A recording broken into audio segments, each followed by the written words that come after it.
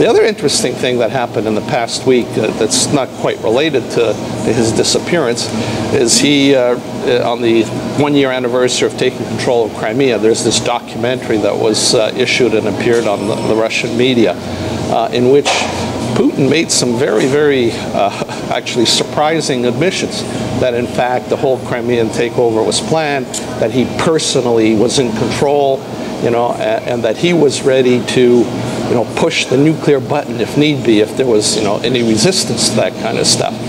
And this is interesting to me because it almost proves what I have commented on in some of my articles and in previous analysis on this, and that is that Putin is deliberately creating this image of himself as a semi-madman willing to launch nuclear missiles. And I think it's a very crafty ploy on his part. I don't think he ever would, but he wants people in the West to think that he will. That wants people to think that he's got this itchy trigger finger, and if he's really challenged, then he will not hesitate to use nuclear weapons. And that is deliberate to kind of cow both the NATO, Europeans, and Obama and the U.S. into not pushing him too hard, for fear that they might push him over the edge and he'll launch the missiles. I don't think either he nor the people that run Russia would ever do that, and for a very simple reason. The whole purpose of the regime currently in Russia being in power and in control, run by this, say, magic 100 of oligarchs and billionaires, is to enrich themselves. They basically took control of the Russian government, they took control of the Russian economy, and have been getting wildly filthy rich out of exploiting their fellow countrymen and exploiting the resources of Russia. And why would they throw all of this away? They're not ideologues. They're not political ideologues. In fact, they don't really have any ideological bent aside from greed and the strong desire and motivation to control things and enrich themselves to a point that's almost unbelievable. Yet, part of the way that they will do that is to create this aura of fear in the West, this aura that they will not hesitate to do anything, in order to push their so-called agenda.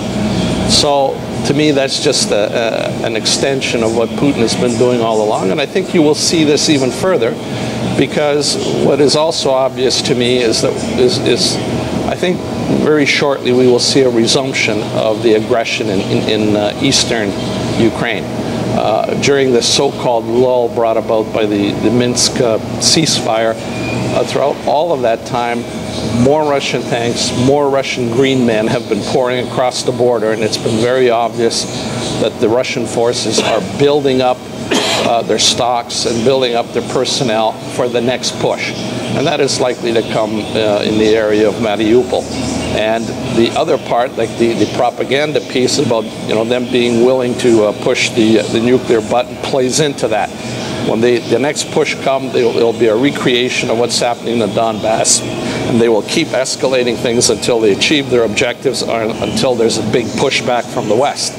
And the pushback, if it is too strong, the Russians want the West and the governments of the West to think that they will not hesitate to use nuclear weapons to achieve their ends. So this is all preparation, I think, for the next offensive. And I would hope that both NATO and the U.S. are using this time to, absolutely plan for what the response will be and, put in place, I guess, draw that line in the sand, if you will. And I almost hate to use that cliche because of its past connotations, that they really should make Putin and the people in Russia understand what that line is and what they will do if that line is breached. And we've been waiting for that, I think, for a long time. I hope this time they understand or would understand from what's happened over the last two Minsk Accords that negotiating or talking with Putin and the Russians will not achieve anything, that they have to put up the defenses and they have to put up that wall. They have to arm the Ukrainians properly for that not to happen.